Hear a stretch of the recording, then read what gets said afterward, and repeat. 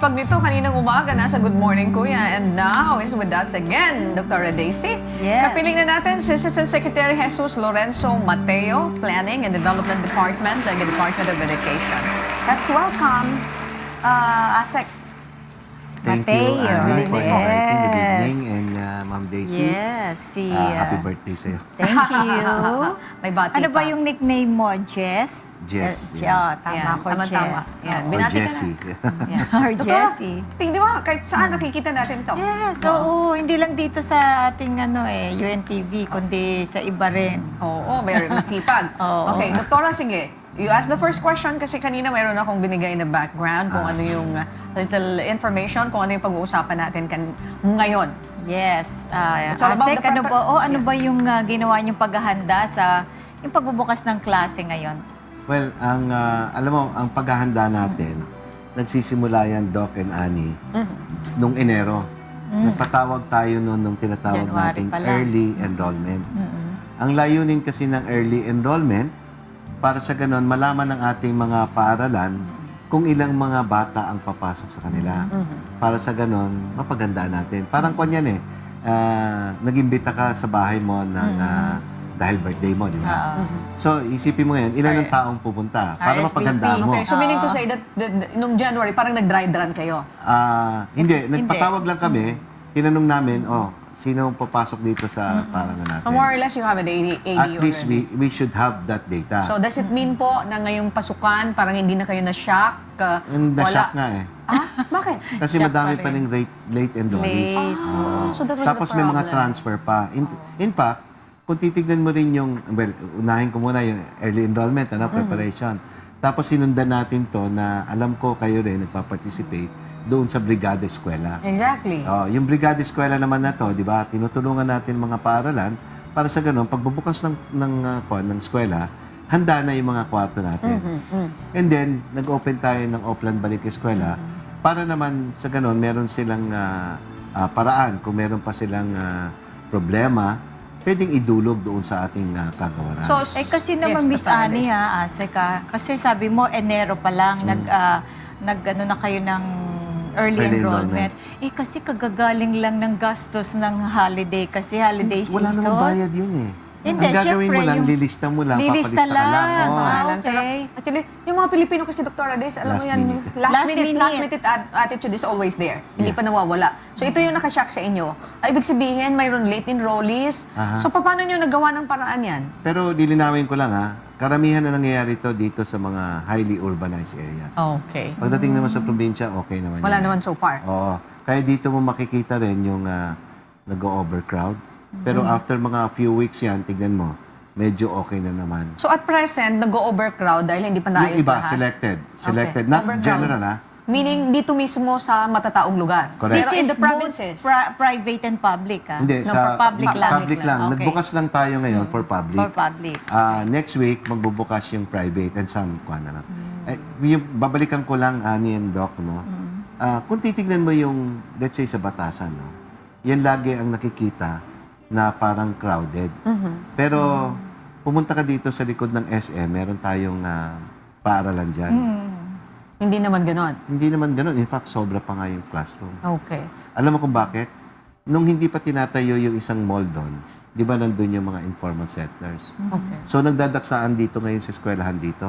Nung tinanggal, dumami ngayon yung silid-aralan. So dito sa sinasabi nyo na overcrowded right now, dito sa may lugar ng Payatas. Doon sa mga area na yun. So Batasan, sabi nyo po, Payatas. after a few days, Mag-stabilize yan. Mag-stabilize yan. So anong rason bakit mag-stabilize? Well, ang ginagawa natin dyan, di ba, since nakita na, kung una papakausapan yung mga magulang, baka pwede naman ilipat natin na lang doon sa malapit na paaralan na pwede naman i-accommodate sila.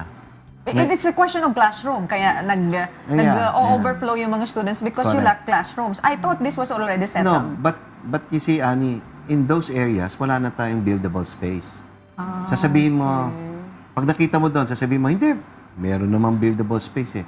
Kailangan tayo mag-retain ng open space, mas lalo na itong Because of the impending earthquake, di ba? Yes. Hindi, even if there's no earthquake, you still need an open space para sa mga bata. Halimbawa, nasunog. Huwag naman sana. Kung may nasunog, So, may tatakbuhan silang open space na safe. So, one final kaysa sa question with regards to crowded. that. Iyan na ba, mariresolve ba yan? Mariresolve naman natin yan eh. Magbibilang lang tayo ng ilang araw. Oo, ilang araw lang. Kasi nga yung biglaan eh. Okay, ilalagay niyo lang sa ibang mga eskwelahan. Either lagay sa ibang paaralan o mag-set up muna tayo ng temporary learning spaces. Yes, Dr. So Next regarding question, please. dito sa Lindol, sa earthquake, ilan bang more or less ilang school ang yung direct talagang maapektuhan? Yung na-identify ng PBOX, 5 na public school at may isang private school. No? Private. Doon sa public school na yon, yung isa doon, yung Buli Elementary School, magbubukas yan sa June 8. Samantalang yung 4, nagbukas nung kahapon. No? Kahapon. Yung ginawa natin dito, in-identify natin yung talagang nasa yung inupuan niya yung fault, no? Above, Yung, on top. yung tinatawag nilang transected, yun yata yung technical term nun eh. Anyway, ang sabi natin, kahit maganda pa yung building, huwag nyo na paggamit. Di ba? It's better to err in the safe side than the sorry. Saan nyo nirelocate itong mga students dito po? Yung iba, nilipat natin sa nearby schools. Yung iba naman, ang ginawa natin, yung mga classrooms, yung mga extra rooms, no? Let's say, mga faculty, in-convert muna natin into classrooms. So, ibig sabihin, wala na kayong problema doon? Yeah. Pero alam mo, Ani, ang pinaka long term talaga dito na medyo kailangan natin ng coordination with the local government, let's identify a much safer site. Ibig sabihin, kung kaya naman talaga, ilipat na lang natin ng ibang... So talaga, Doktora, kailangan talaga yung participation ng mga local government. Yes. Especially this time na may issue ng West Valley Fault. Na Yeah. yung paggalaw, yung the big one na iniantabayanan natin. So once and for all, resolve na yung issue tungkol doon sa kakulangan ng eskwelahan, ng classrooms. And then another thing, yung sa mga eskwelahan na on top of the West Valley Fault. Yes, Doktora. Okay. Mas marami bang naapektuhan dito sa West Valley kaysa dito sa East? Di ba dalawa lang? Dalawa yan. Well, hindi naman eh. Kasi, alam mo, kwan nga eh, bago pa naging hot topic tong West Valley ngayong taon, since 2005, ang DepEd nagpalabas na ng policy, na mag-ready sa mga any eventualities. So imagine, 2005 pa sila naghahanda. Okay. To be fair with the DepEd. So, nagkaroon kami ng in fact, ang instruction nga sa mga schools, to conduct a quarterly earthquake drill. Tapos, in fact, wala pa rin noon yung National Disaster Risk Management Act, o law. Nagpatupad na tayo noon ng mga drills, in-embed na natin sa curriculum yung mga tungkol sa usapin ng earthquake, typhoons, and the like. Tapos, inutusan na rin natin sila na magkaroon ng mga evacuation map. At lahat ng paghahanda na kailangan paghahanda. Pero mayroon bang... Yes, Doktora. Gano'n po ba naapektuhan tong mga guro natin, yung mga estudyante tungkol dito sa West Valley Fault? Kasi nga 2005 naghahanda na tayo. So they are aware. And they know already yung kwan. Yun lang nga, kailangan talagang sabi nga ni Ani, pati yung community kailangan ma-involve na. Kasi Hindi lang yung yung mismong lindol, school, hindi naman sinasabi sa iyo, sige, sumaga ha. Paano kung nangyari sa gabi yon? Correct. Oo. So, ang ano natin dito, sir, yung mga government officials ba, speaking of the schools na nandoon sa on top of the West Valley Fault, sa ngayon, uulitin natin, ang kailangan, yung participation, coordination ng mga government officials, local government officials. Ito ba lumalapit sa inyo na, Secretary, could you assist us? Gusto namin magtayo ng classroom dito para matulungan yung mga estudyante na nawalan ng ano. And you guide them? Yun naman. Makakuha na ngayon eh.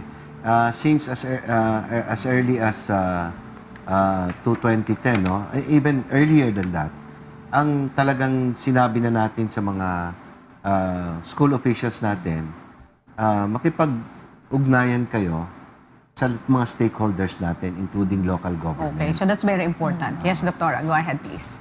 Okay. Asik, meron pa ba kayong gustong ipahatid sa ating mga magulang, lalo na yung mga apektado Yung West Valley. nung West Valley? May gusto ba kayong... Well, unang-una, ang gusto lang natin na ngayon nagbukas na yung paaralan.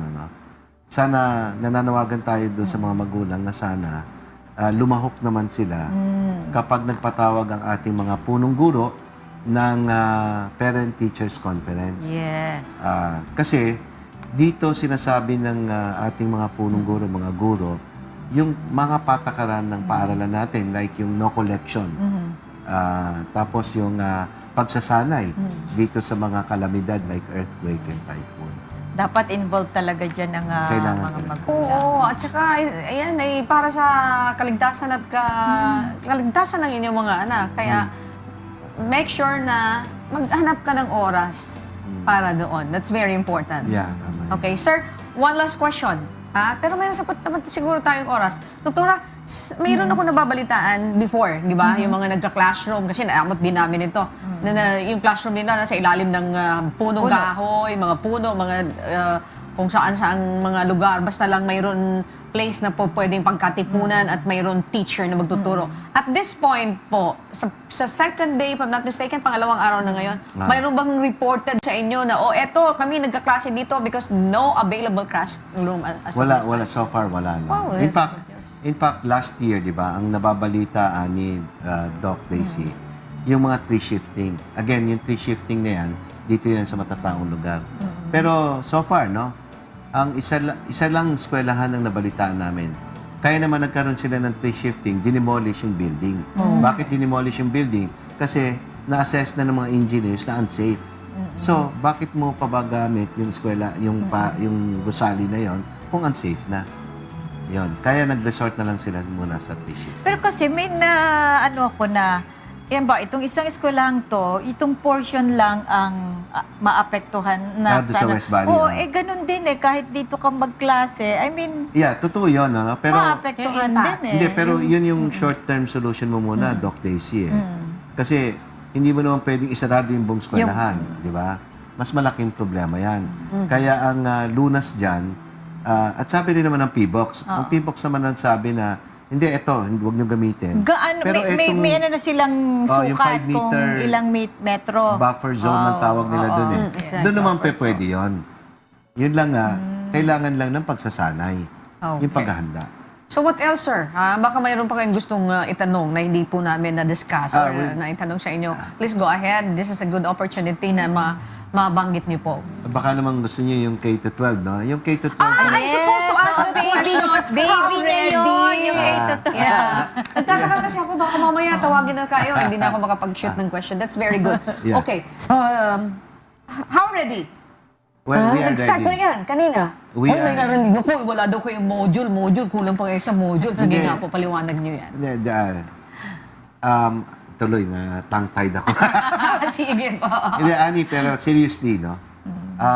Totoo naman, sa lahat ng mga plano, parang software yan eh.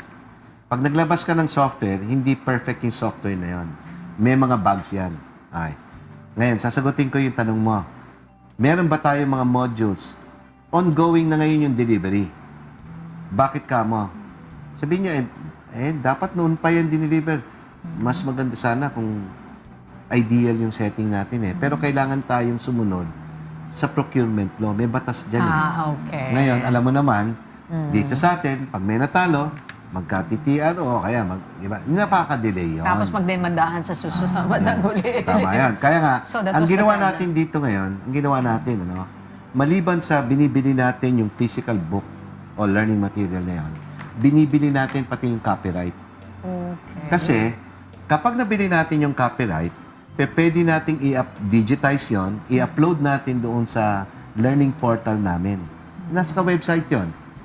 Para sa ganon, yung halimbawa may eskwelahan na nangangailangan pa, ida-download lang nila, ipiprint nila, so may kopya na sila. Okay. Learning material. So, doktora, wala naman palang problema doon sa K-12. Bagamat may kulang pa, and understandable. Pero Understandable sasabihin ko na rin sa iyo, Ani, ang isang problema, yung sinasabi ng mga kritiko na madami raw mga faculty from universities and colleges naman. na mariretrench o madidisplace. Yun. Well, ina-admit naman natin, baka mangyari yon. Kasi kamo, by 2016, which is next year, lahat ng grade 10, papasok sa grade 11. So walang papasok ngayon ng koleyo. Dahil walang estudyante sila, walang tuturuan. Kung walang tuturuan, hindi sila babayaran. So, anong po? Hindi naman Ngayon, walang trabaho So yun. ngayon ganito ang gagawin natin. Kung yung kanilang universidad o koleyo gustong mag-offer ng senior high school, papayagan natin. Pero may mga conditions silang kailangan i-meet. Kasi syempre, we have to set the standard. Ngayon, pagdating naman sa mga guro magtuturo sa pampublikong paaralan, we will be creating 30,000 teacher items. Ang madi-displace lang, Ani and Doc, no? Doon sa pag-aaral ng Commission on Higher Education, Yes. mga 13,000 lang. 13. But 13, yung, of course, 13, 1-3. 1-3, paano yun? Anong gagawin nyo pa rin po doon, Eh, di sir? hire nga namin. Bibigyan namin ng I see. priority sila kung gusto nila. Okay. So, not completely naman, doktora, na mawawala ng trabaho. Tama yan. Oo. So, don't be afraid, don't be scared. Dahil tutulungan naman kayo. Tutulungan ng- naman namin. Ayan. In fact, You're saying it, live, ha, sir? In fact, meron pang ang tinatawag na isinababatas ni Congressman Roman Romulo, no? Kasi being the chair of higher education, merong tinatawag na Tertiary Education Transition Fund. Ito, binibigay to suporta doon sa mga faculty na baka ma-displace o maapektuhan ng Okay, very K-12. good. Ayun naman pala, doktora. Yes, meron naman parang Wala naman pala solusyon. dapat na ikatakot. Okay, nagpapasalamat kami sa inyo. Thank you po sa inyo. Kanina pa siyang umaga. Talagang sipag niya. Sipag niya talaga. Ayan. Doc, Sige, thank you so much ha, Asek. Pagkakailangan namin kayo ulit. Yes, anytime po. Oo, kasi alam mo, pag ganitong pasukan na, hanggat isang buwan pa yan, may mga Totoo. problema pa yan. yes. Nandito po kami para to. Thank you very much once again, sir. Thank you very much. Thank you, Thank you. Asik Mateo, Thank maraming you. salamat. Thank you, Doc.